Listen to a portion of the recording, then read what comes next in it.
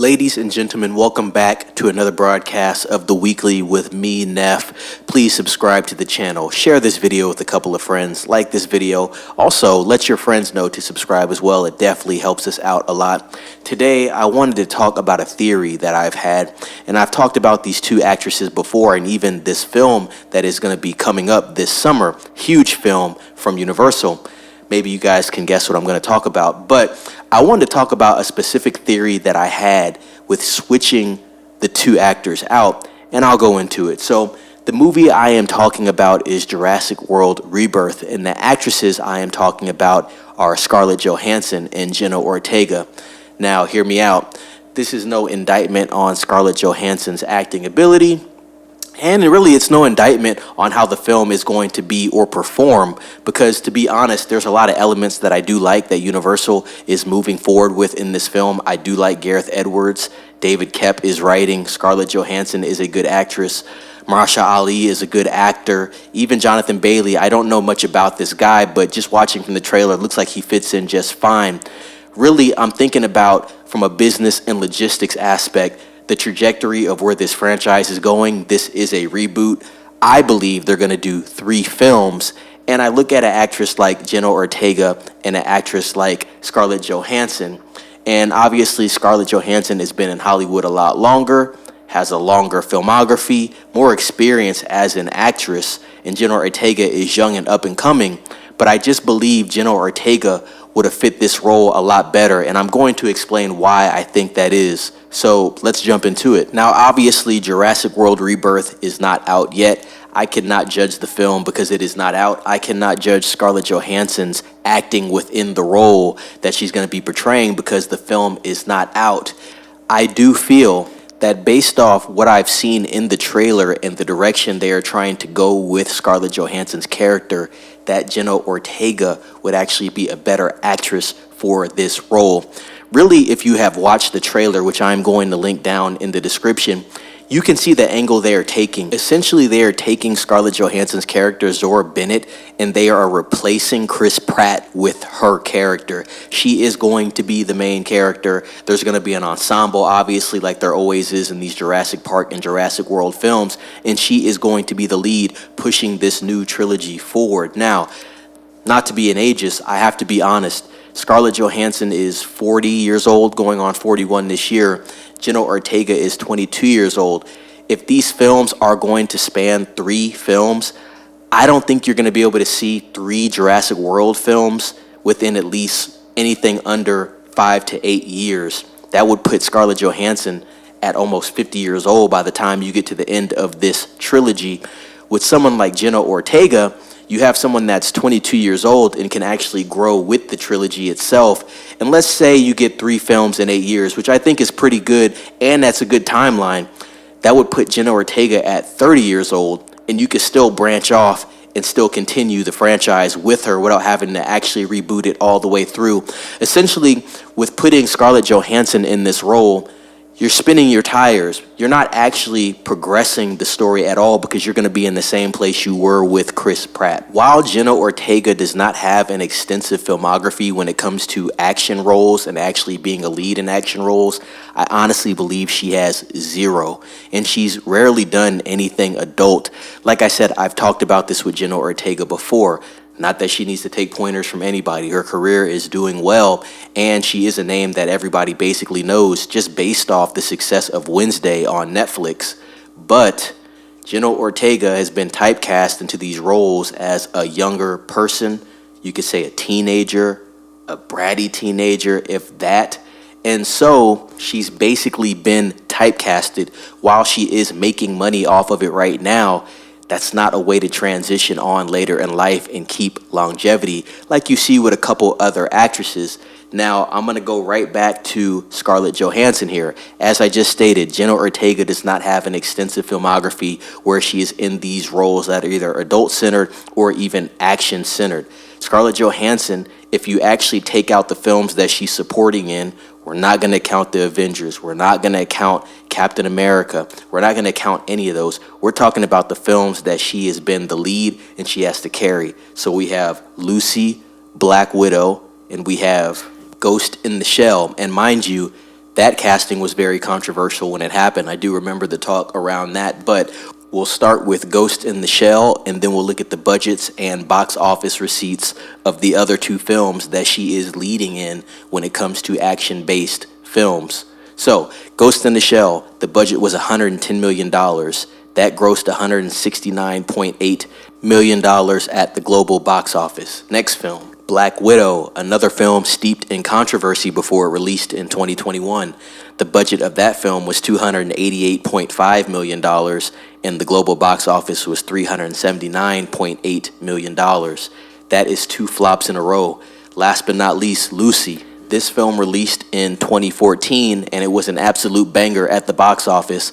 You can argue like an instant classic type film. The budget was $40 million and the box office was $469 million. That is a 10x. You cannot argue against the success of that film. But as I said, out of Scarlett Johansson's films, all of her films and her filmography, please let me know down in the comments if I'm missing anything. As far as films that she is leading in, she only has 3 action-based films, and if you look at the budgets for all these films, combine them, and then look at the total gross for all these films, if you combine those, we have a total of $438.5 million invested for a box office of those 3 combined films, and it's not a bad one, of $1.018 billion. Now, not bad on its face. That is a return on investment, almost a 3x, about 2.5, but it is enough to look good on paper. And like I said, Scarlett Johansson is no slouch as an actress, but I'm talking about the longevity of Jurassic World at this point, and I just feel Jenna Ortega is a better fit. Now, let me go into a little bit in Jenna Ortega's circle here. Obviously, I talked about Jenna Ortega taking on some more adult-centered roles.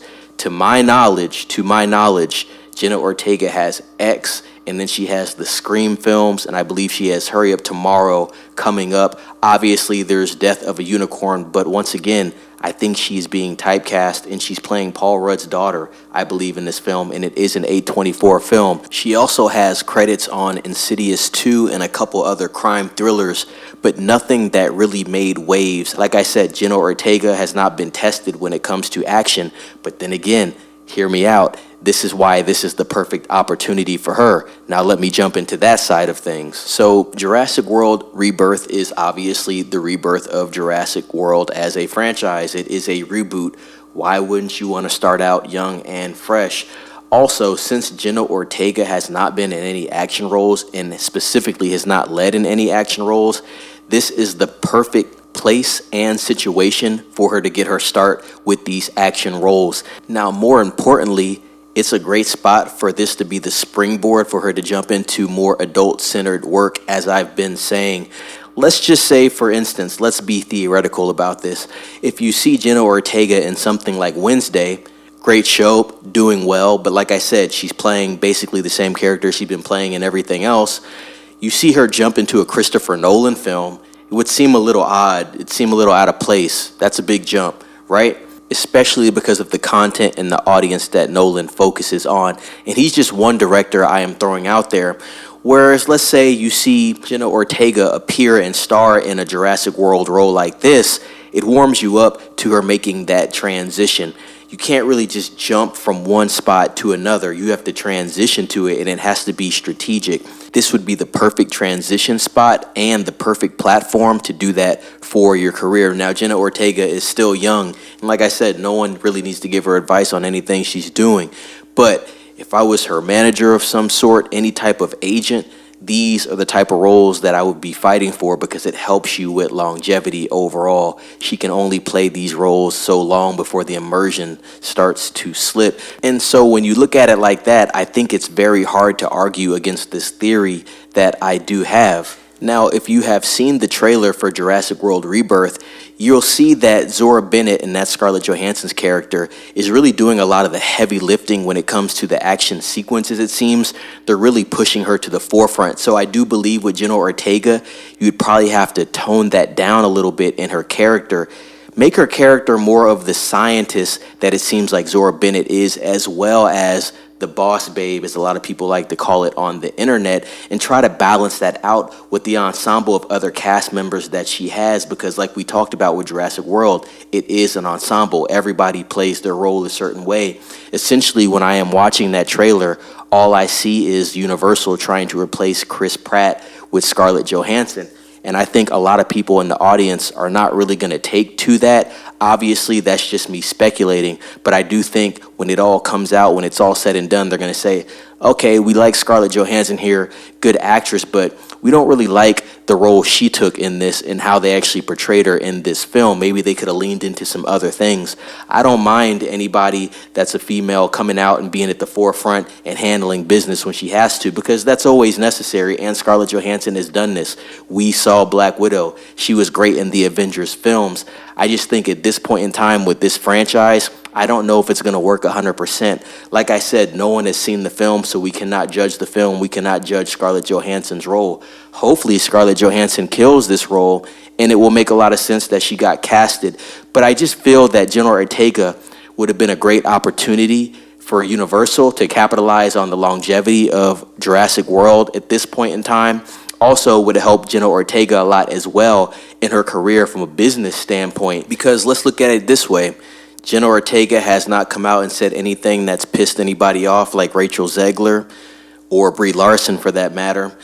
Jenna Ortega is pretty much a household name at this point with the success of Wednesday, like I said, and other things. And she just keeps getting more and more popular with these films that she is taking on.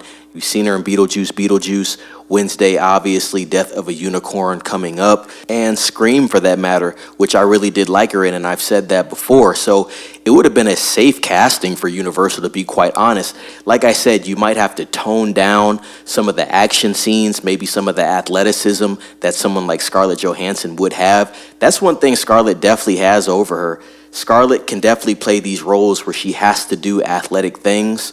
She can definitely be in these fighting scenes. I mean, I don't really want to see Scarlett Johansson fighting dinosaurs. That's not very realistic. But if you watch the trailer, you can see these type of things happening, right? And not necessarily hand-to-hand combat with dinosaurs, but I think there is a scene where she kicks a pterodactyl or a raptor, something like that. That's, I don't know, it just looked a little weird, right? So you're not going to have Jenna Ortega doing these things. But like I said, I think there's elements of the Zora Bennett character that you could really focus on that will make it more believable, even with her being the main actress.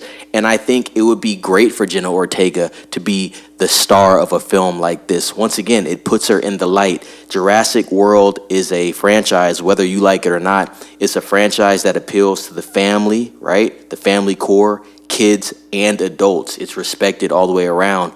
So why not take a chance with a franchise like this? Really, pretty much that is my theory on Jenna Ortega replacing Scarlett Johansson in this film as Zora Bennett. Now, obviously, Scarlett Johansson was the choice. Who knows about the logistics and business behind that? I know Scarlett Johansson was pushing hard to be in these Jurassic World films. I think she said that in an interview before, so good on her and good for her. I'm definitely curious to see how everything pans out for this role. Like I said, Jurassic World Rebirth was a film that I've talked about multiple times earlier in the year. I was very excited for, and after watching the trailer, I just felt the energy fell flat for it, to be quite honest.